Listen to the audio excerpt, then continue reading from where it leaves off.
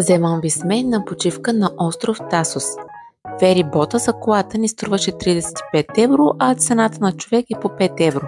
После се настанихме в студиото в Лименария. Ето така изглежда, има и кухненска част. Най-много обаче ни допадна дворът и гледката от него. Посетихме най-близкият плаж до нас, Медалия Бич, който ни беше препоръчан от собственичката на студиото, като такъв с най-чиста вода. Единственото, което не ни хареса е, че е доста скалист и трябва да се влиза с обувки.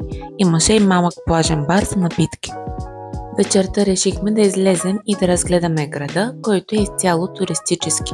Няма интересни забележителности, но има множество малки магазинчета, които да посетите с интересни стоки. Купихме си зехтин и сувенири за близките ни. След това вечеряхме в много приятен ресторант, но разбира се, пропуснах да снимам. По-късно се разходихме и до пристанището. Денят за нас започна, показвам ви къщата, в която сме отседнали отвън. И най-вече дворната част, цената е 150 лева на нощувка. Днес сме на плаж Нотос, тези камъни, които виждате, са само в началото, защото плажът е изцяло пясъчен, морето е плитко и е много подходящ за семейства с деца. Следващ плаж в нашия списък беше Певкари, изключително урбанизиран с много заведения. Неприятно обаче е влизането във водата, имаше доста хлъзгави камъни и е задължително да бъдете с обувки. Между другото, шезлонгите бяха срещу консумация. Ние седнахме на ето това заведение. Всичко, което хапнахме, ни хареса. Салати, сандвичи.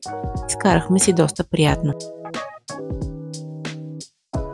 Вечерта се отправяме към Гиола. Пътя до там е каменист и стръмен, може би 10 минути. Откриват се обаче страхотни гледки.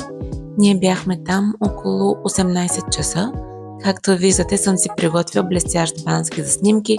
Не съм облечена за плуване, но аз и знаех, че няма да скоча с моите плувни умения. Беше пълно с хора и това отчасти развали преживяването за мен. На следващия ден сме на плаж Платанас, който най-много ми допадна от всички, които посетихме. Изключително красив, обграден от борова гора, чадърите и шезлонгите са безплатни срещу консумация на заведението. Плажът е пясъчен, морето е много плитко, дори и като се влиза навътре, а водата е кристално чиста. Цените са нормални, хамбургерът беше 10 на евро, а совлакто 12 евро. Не пропуснахме и мраморният плаж. Можете да използвате чадър, шезлонг срещу 25 евро на човек, като получавате една безплатна напитка. Има и малка безплатна зона. Тук водата наистина е тюркоазена, а пясъкът е заместен усетни бели камъчета. Много е красиво, но отидете рано, за да успеете да си намерите място. На другата сутрин посрещнахме изгрева и се отправихме към нови плажове. Това е плаж Агия Анна, не ми хареса особено, шезлонгите бяха само за гости на хотела. Продължихме към друг плаж, Парелия Потос. Той се оказа обаче по-мръсен и пълен с хора, чадърите и шезлонгите бяха срещу консумация. Стигнахме до манастир в Тасос, който обаче беше затворен до 16 часа. Видяхме отдалеч много красив плаж, който решихме да посетим. Това е Ливади Бич, див плаж, на който задължително трябва да си имате чадър, както вода и храна. Не го препоръчвам на хора, които не умеят да плуват, защото е доста дълбоко. Стигнахме до манастира Архангел Михаил. Там ще бъдете помолени да облечете пола или да наметнете шал, които ви дават на входа, защото не допускат посетители с голи крака или рамене.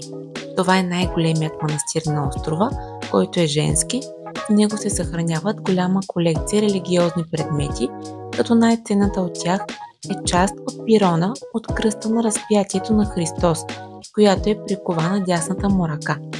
От манастира се открива великолепна гледка към Егейско море и полуостров Атон.